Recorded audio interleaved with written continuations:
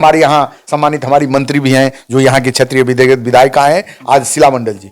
हमारा व्यक्तिगत उनसे कोई झगड़ा नहीं है, चूंकि वो पारिवारिक संबंध सबका अलग अलग है, लेकिन चूंकि सैद्धांतिक जो विरोध है, आपको 5 वर्ष के लिए उन्हें जनता ने वोट दिया था। क्या आज तक अगर वो बता दें कि किसी अपने दल के कार्यकर्ताओं के साथ किसी पदाधिकारी को बुला करके अनुमंडल स्तर पर अगर वो बैठक की होती तो आज ये प्रशासन बेलगाम नहीं होता। ये उनकी कमजोरी है। आज इतने बड़े राजनेता हैं, इतनी बड़ी मंत्री हैं और कोई देखने वाला फुलपरास की धरती को नहीं है। सिर्फ आप अपने लिए सब कुछ कर सकती है, ये बहुत बड़ी बात नहीं है। पिछले विधानसभा में हमारे आदरणीय नेता श्री कृपानाथ पाठक जी बहुत ही कम मतों से उन्हें तत्कालीन प्रशासन के द्वारा जबरदस्ती, अभी जो बड़े नेता अपने को कहते हैं मुख्यमंत्री के बाद आदरणीय संजय झा जी, उनसे हमारा व्यक्तिगत संबंध है, पारिवारिक संबंध भी, चूंकि उनके भी चाचा थे उस समय, हमारे पिताजी समय स्वर्गीय महेंद्र सिंह जी मुखिया थे, उनके भी चाचा थे। लेकिन जिस हिसाब से उन्होंने हम लोगों को परास्त किया, प्रशासन से लेकर के लोगों को दिग्भ्रमित करके, अपने ब्राह्मण समाज को दिग्भ्रमित करके, पिछड़े लोगों को गलत बयानी करके, आज उनसे पूछना चाहिए हमारे संजय झा जी से कि आपने जो लोगों को, हमारे खास करके हम राजपूत समाज से आते हैं, हमारे राजपूत समाज के लोगों को दिग्भ्रमित करके आज वोट ले लिया। हम उन लोगों से कहना चाहते हैं कि उस संजय झा जी जो हमारे सम्मानित नेता आज राष्ट्रीय क्षितिज पर अपने आप को स्थापित किए हैं, उनसे पूछिए कि आपने जिस समय आपने आकर के हम लोगों से वोट दिलाया, क्या हम लोगों का विकास हो पाया?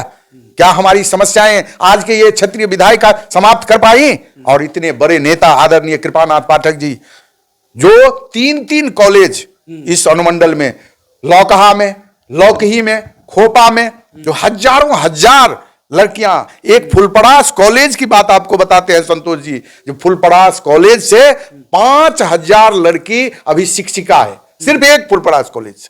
अगर तीनों कॉलेज को मिला दीजिए तो हम समझते हैं कि तीनों कॉलेज में 15-20 हजार लड़की, यह देन श्री कृपानाथ पाठक जी का है। इनके द्वारा कितने हाई स्कूल का निर्माण किया गया जिससे लोग पढ़ के आज कई IAS IPS हैं। उनके द्वारा कई मिडिल स्कूल बनाया गया, कई संस्कृत स्कूल बनाए गए।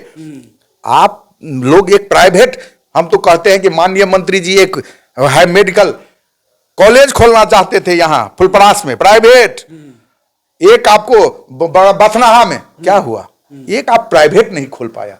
वो इतने बड़े राजनेता को हराने के लिए हमारे संजय झा जी ने एड़ी चोटी लगाया, लोगों को दिग्भ्रमित किया और सारे समाज के लोगों को दिग्भ्रमित करके इनके खिलाफ वातावरण बनाया। और तब भी जब ये नहीं हारे तो उसमें प्रशासनिक दबाव करके इनको गलत करके इनको हराया गया।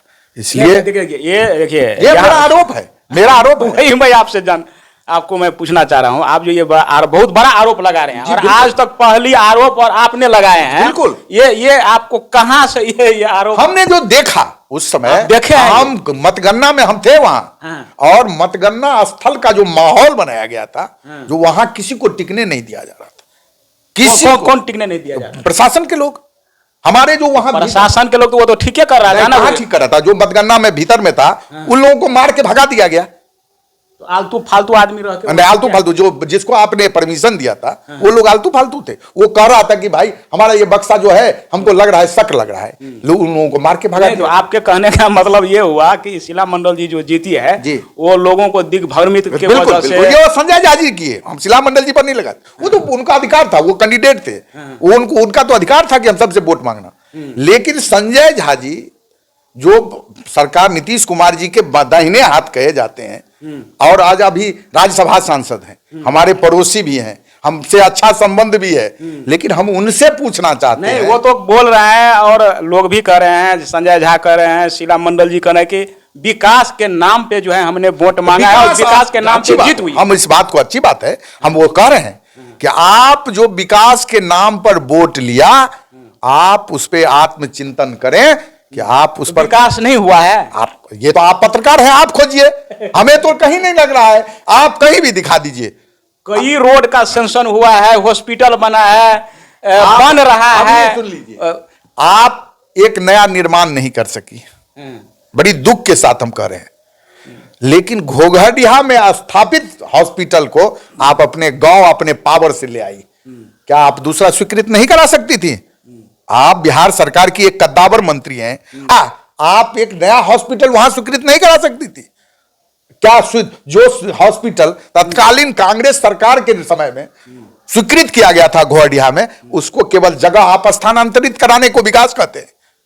कहीं भी बने, लेकिन हॉस्पिटल तो बना हुआ, जहां बना था वहां बनना चाहिए, ये भी तो बनना चाहिए। बिल्कुल, वहां पे जगह नहीं है, यानी कि संकीर्ण रास्ता है। मैं कहता हूं कि आज संजय झा जी अपने पद पर हैं, तो अपने गांव के लिए मुख्यमंत्री जी से नवनिर्माण कराए ना, सारे चीज नया कराए हैं ना, कहीं से उठा के तो नहीं ट्रांसफर कराए हैं। मैं उनको धन्यवाद देता हूं इस माध्यम से, आपके चैनल के माध्यम से, कि आदरणीय संजय झा जी को इस बात का मैं धन्यवाद देता हूं कि उन्होंने पद पर रहकर घोड़ी वहां आपको सबसे पहले उन्होंने पॉलिटेक्निक लॉ कॉलेज कराया, तो उसी सब को लेकर जीता है लिया, तो वो ट्रांसफर तो नहीं कराए हैं किसी जगह से। नया काम तो विकास का काम आप मानते हैं कि नहीं? विकास का काम ये फुलपरास तो नहीं है ना, फुलपरास नहीं, बगल में है ना, मिथिलांचल का। एक मिनट सुन लीजिए, संजय बाबू वोट मांगे थे किन के लिए? आदरणीय शीला मंडल जी के लिए। शीला मंडल जी का क्षेत्र कौन सा है? फुलपरास विधानसभा क्षेत्र। इतने कद्दावर मंत्री हैं, वो किस विभाग के? तो उसका ट्रांसपोर्ट विभाग के, उस विभाग के मंत्री हैं। आपको फुलपरास का विकास दिखाना है ना।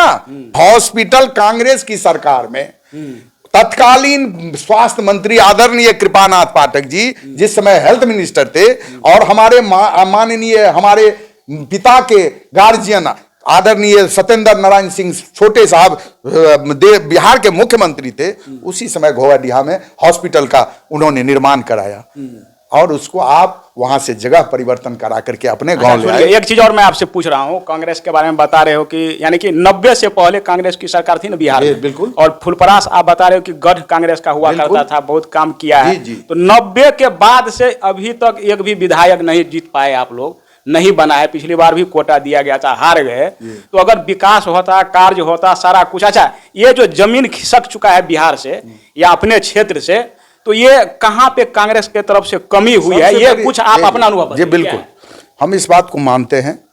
जब कांग्रेस का दिन खराब हुआ, बिहार में गठबंधन की दौड़ चली, उस समय तत्कालीन डॉक्टर जगन्नाथ मिश्रा जो बिहार कांग्रेस के बहुत बड़े नेता हुआ करते, मुख्यमंत्री, और अपने स्वार्थ के चलते पार्टी को धराशायी करा दिया। आज उसका परिवार भारतीय जनता पार्टी का झंडा ढो रहा है, तो यही लोग बर्बाद किया और आज चला गया बीजेपी। एक विरोधी पार्टी के द्वारा यह बताया जा रहा है, आपके जो विरोधी दल के जो भी विरोधी दल हैं उनके द्वारा जो है ये बताया जा रहा है कि कांग्रेस पार्टी में एक समय में, आप जैसे कि राजपूत बताए ना, यानी अदरवाइज में आप अपने जाति में नहीं ले लीजिएगा, नहीं लीजिएगा, क्योंकि आप राजपूत यानी कि उच्च जाति से हैं, यानी कि यहाँ पे सिर्फ और सिर्फ उच्च जाति को ही तजब्बो मिया कर दिया जाता था, पिछड़ा, अति पिछड़ा, दलित, ऐसा इसमें जो है जगह बहुत नाम मात्र, जिसके कारण बिहार में इसका सत्ता गायब हो गया। क्या इस बात को आप सही मानते हैं या नहीं? मैं इस बात को नहीं मानता। मैं इसलिए नहीं मानता कि उस समय में दारोगा प्रसाद यादव बिहार के मुख्यमंत्री हुआ करते थे। उस समय में जिस समय की बात कहते थे, उस समय में भी दारोगा प्रसाद यादव मुख्यमंत्री हुआ करता था। लेकिन ज्यादातर, एक मिनट सुन लीजिए, आपको एक नाम हमें याद नहीं आ रहा है, कौन पासवान शास्त्री थे जो मुख्यमंत्री, भोला प्रसाद शास्त्री, क्या वो हमारे राजपूत थे? नहीं, महादलित परिवार से आते थे, और जिसे कांग्रेस ने माननीय मुख्यमंत्री बनाया। तो आप कैसे आरोप लगा? वो तो नहीं, विरोधी दल का बड़े लोग वो थे जिन्होंने ये जात पात लगाया। आज वो झंडा बाजार बने हुए हैं भारतीय जनता पार्टी के, जिन्होंने कांग्रेस को बदनाम करके भारतीय जनता पार्टी में सुख सुविधा ले रहे हैं। कांग्रेस का, नेहरू परिवार का कभी कल्चर नहीं रहा है। कांग्रेस परिवार वो है जो बाबू जगजीवन राम जी को इस देश का उप प्रधानमंत्री करके उन्हें बाबूजी का उपाधि दिया था। ये वो दौर था जिस समय में सामंतवादी लोग, जमींदार लोग, बहुत बड़े बड़े जमींदार, सरकार जिनके धन को सीज किया था, उस समय में भी यही नेहरू परिवार बाबू जगजीवन राम जी जैसे लोगों को बाबूजी की उपाधि देकर के देश का उप प्रधानमंत्री। लेकिन मैं कल परसों एक वीडियो देख रहा था, जैसे जगजीवन राम की आपने चर्चा किया है, यानी पुराना वीडियो किसी जर्नलिस्ट का था, इंटरव्यू वाला था, वो हम देख रहे थे, तो उसमें यह बताया गया कि बाबू जगजीवन राम को जैसे कि प्रधानमंत्री बनने के करीब में थे, लेकिन कांग्रेस पार्टी के ही कुछ नेता यानी कि जो कि इंदिरा गांधी के जो टीम में जो था, उन्होंने वो करके जो है उसको नहीं बनने दिया। एक मिनट सुनिए, ये तो सारे आरोप वही लगा रहे हैं जो लोग आज बीजेपी में हैं, वही रूढ़िवादी लोग जो जिनके चलते कांग्रेस बदनाम हुई, जिसके कारनामे से कांग्रेस से लोग विमुख हो गए, जिसके चलते मैं धन्यवाद देता हूं आज आपके चैनल के माध्यम से, वो लालू प्रसाद यादव जी को मैं बधाई देता हूं कि उन्होंने उस व्यवस्था को बहुत मजबूती के साथ तोड़ करके गरीबों की आवाज को बुलंद कर दिया और उस रूढ़िवादी ताकतों को कांग्रेस से भी भागना पड़ा, क्योंकि उन्होंने समझ गया कि हमारी बात को, असलियत को अब कांग्रेस भी समझ गई है, नेहरू परिवार भी समझ रहा है, इसलिए वो लोग आज कहां हैं देख लीजिए। अच्छा ठीक है। अच्छा, लास्ट में हम आपसे जानना चाहते हैं कि ये चुनावी वर्ष है, जी जी, आपने अभी जो है संजय झा जी का नाम लिए, दिग्भ्रमित करके जो है ये किया है, उसके बाद शीला मंडल को जिताने का काम किया, तो आगे आप ये गारंटी, क्योंकि आप प्रखंड अध्यक्ष हैं और हमारे समझ से आप रहेंगे इस वर्ष, जी जी, तो क्या आने वाले समय में आपका पार्टी ही इस विधानसभा से चुनाव लड़ेंगे या? ये महागठबंधन है अभी, और सभी दल को यह स्वतंत्रता है कि अपने अपने कार्यकर्ताओं को उत्साहित करे और अपनी दावेदारी भी पेश करे। वैसे जो हमारा महागठबंधन है अभी तक में, उसके हिसाब से कांग्रेस पूरे बिहार में सबसे कम मार्जिन में फुलपरास विधानसभा की सीट आदरणीय हमारे नेता श्री कृपानाथ पाठक जी बहुत ही कम मार्जिन से सारे लोगों की शक्तियों के बावजूद हारे हुए हैं। यह सीट हमारी परंपरागत सीट है, यानी आपका कहने का मतलब क्या कि कांग्रेस को ही मिलनी चाहिए, बिल्कुल। तब अब चूंकि हमारे नेता आदरणीय राहुल गांधी जी, हमारे प्रदेश अध्यक्ष अखिलेश बाबू और महागठबंधन के हमारे मजबूत साथी बिहार के बहुत बड़े नेता तेजस्वी प्रसाद यादव जी जब बैठेंगे, हमारे प्रभारी कृष्णा जी जब बैठेंगे, सुशील कुमार पासी जी, जो भी उन लोगों का निर्देश होगा, पार्टी का एक एक कार्यकर्ता उस निर्देश के अनुरूप काम करेगा, कांग्रेस पार्टी काम करेगी। ठीक है। जदयू नेता का कहना है इस बार का जो इलेक्शन होगा, कोई कैंडिडेट आ जाए, चाहे वो पाठक जी आ जाए या आरजेडी से कोई आ जाए, जितने मतों से जो है शीला मंडल ने जीती है, उससे 2 गुना 3 गुना मत से हम लोग जीतने जा रहे हैं, तो इस चैलेंज को आप स्वीकार करें, लास्ट में बता दीजिए। ये देखिए इस पर हमें बड़ी हंसी आती है। हम उन वैसे दावे करने वाले, ऐसे सम्मानित नेता कार्यकर्ताओं को ईश्वर से कामना करते हैं कि उन्हें सद्बुद्धि दे, आंख में रोशनी दे, कि वो चश्मा लगा के न देखें, अच्छे से देखें। और जनता सब देख रही है, जनता, कहावत है कि जनता सब जानती है, हमें कुछ नहीं करना है, ये तो वो निर्णय करेगी और क्या है वो समय पर जवाब देगी। तो चैलेंज आप स्वीकार करते हैं? बिल्कुल बिल्कुल, होने के बाद जीतने का दावा एक मिनट, बिल्कुल।